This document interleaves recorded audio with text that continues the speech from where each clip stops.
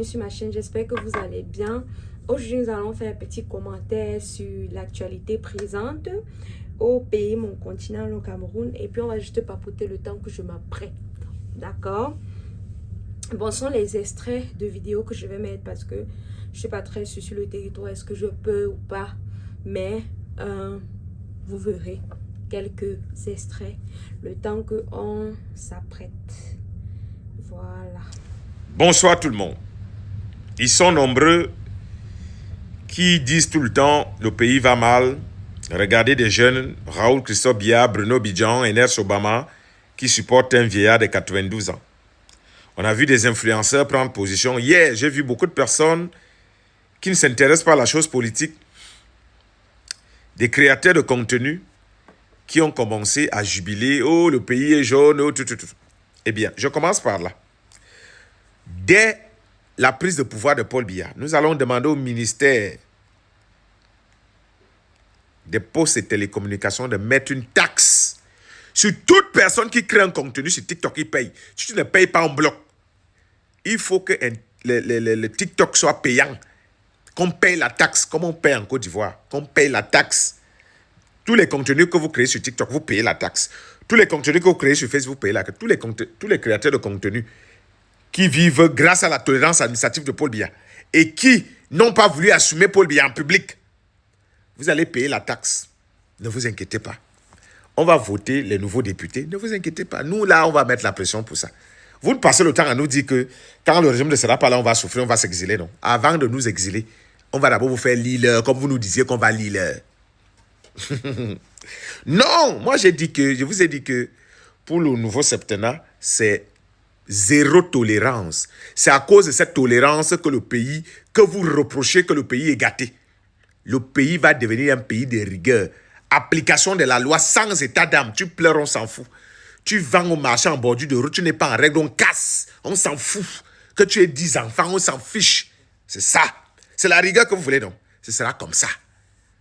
Vous avez démontré que, quand je lis vos commentaires sur la toile, des gens, tout le monde dans ce pays profite du système de tolérance de Paul Biya.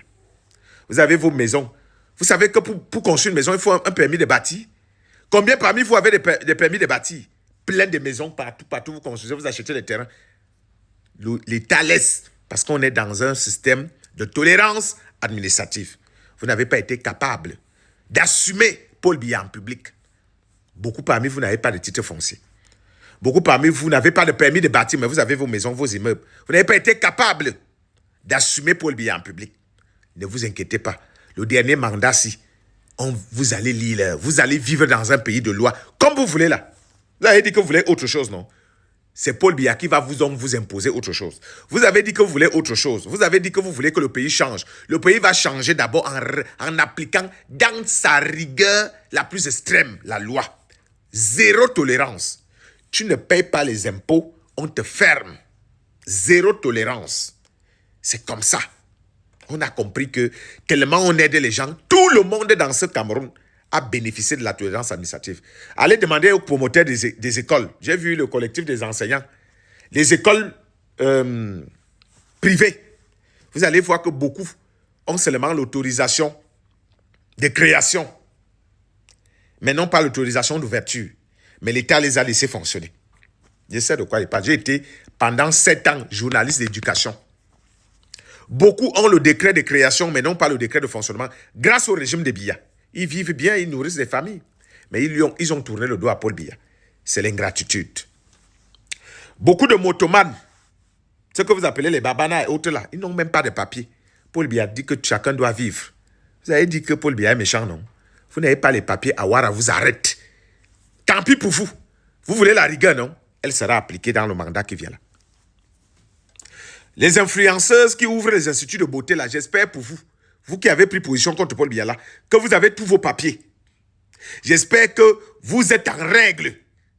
Parce que les maires et les chefs centres d'impôts vont faire leur travail. Vous n'êtes pas en règle. On ferme. Et vous partez crier sur les réseaux sociaux. Même pour crier là-bas, il y aura une taxe pour les réseaux sociaux. Vous allez payer. Vous vous plaignez que le pays va mal, non? Qu'il y a trop de laxisme. On va donc appliquer les règles. D'accord, hein. On peut commencer même aujourd'hui. Mais est-ce que ton ami journaliste là, il sera d'accord avec ça? Nous, on veut payer nos taxes, on veut payer nos impôts, on veut vivre dans la légalité. Mais est-ce que ton ami journaliste là, il est d'accord avec toi? Est-ce qu'il peut s'aligner? Ton ami journaliste, c'est même pourquoi? Ton ami journaliste, c'est toi. Est-ce que vous pouvez suivre le rythme?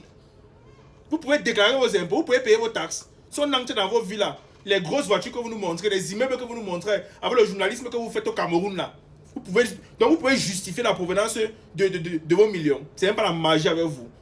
Que non, le système de tolérance. Genre, vous prenez des gens pour les illettrés, les gens qui n'ont pas fréquenté. Quel système de tolérance? Tu tires sur les motomans qui n'ont pas les papiers, que machin est construit et tout. Mais on les laisse parce que c'est un système de tolérance. L'argent que vous prélevez aux motomans tous les jours, si on compte ça sur l'année, ça ne va pas dépasser l'argent qu'ils vont payer pour être dans la légalité. Vous faites à qui?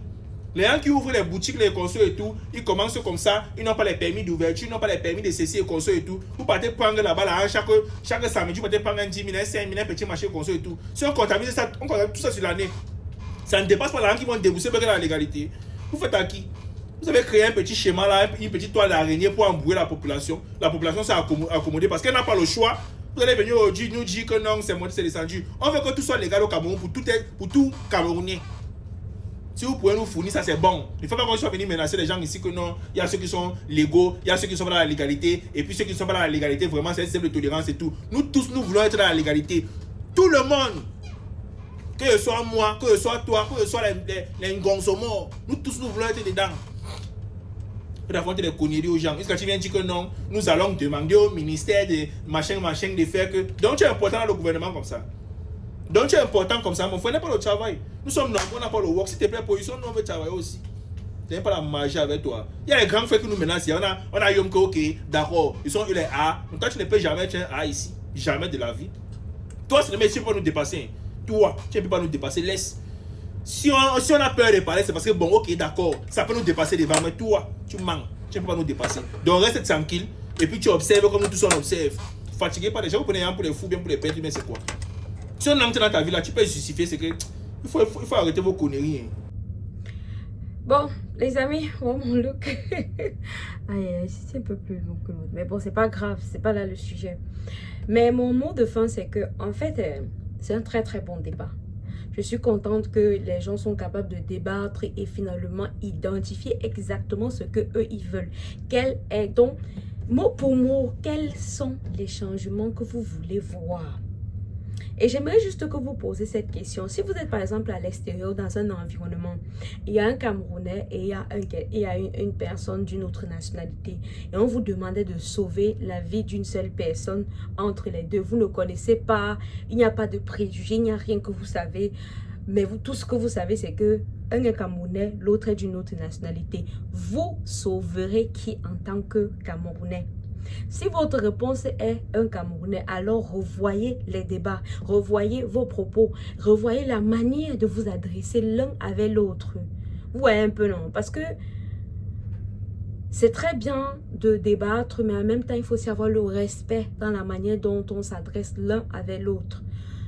Ça ne va pas faire avancer les choses, les injures et autres choses. Si votre choix n'est pas que vous allez choisir votre compatriote, ça veut dire déjà que vous débattez seulement pour les vues ou je ne sais pas, vous avez vos propres, je ne sais pas comment appeler ça, intérêts, je ne sais pas comment appeler ça, mais vous n'êtes pas patriote.